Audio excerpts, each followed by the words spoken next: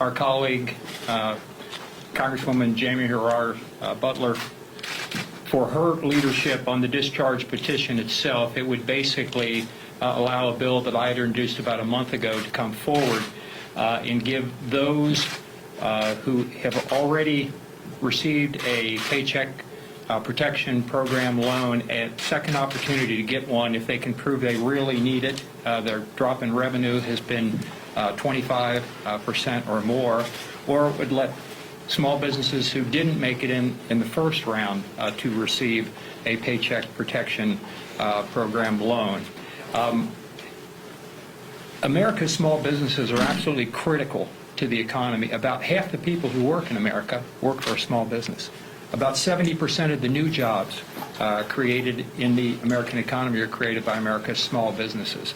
And there is $138 billion sitting there available for loans to help those small businesses to survive. And most importantly, the employees that depend on those small businesses and the families of those employees to survive. That's really what it's all about, helping millions and millions and millions of American people who really need it. The money is sitting there available. We don't need to appropriate any new dollars. The money is there.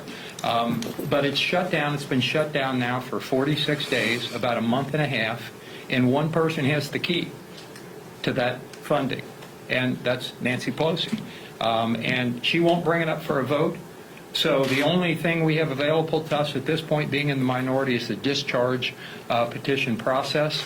And virtually all the Republicans would support this because they want to support small business. The question is, are there enough Democrats in the House, about 20 we need, who have said time and time again how much they support America's small businesses? Now they get an opportunity to prove whether that's true or not. And if they will support us, then it will allow that to actually come up for a vote. And the people have an opportunity to allow more small business to get that funding. Not only can they get that funding, but we've made a few changes. It helps smaller businesses. Instead of 500 employees, it's now down to 300 employees.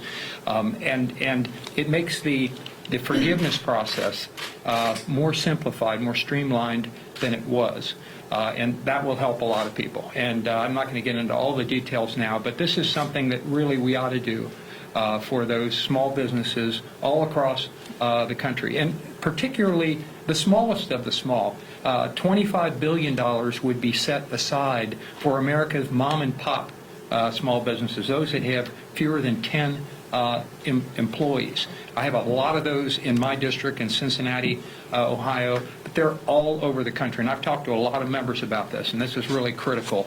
Again, not just to the small business and the owner, but most importantly to the families that are supported by those small businesses. Thank you.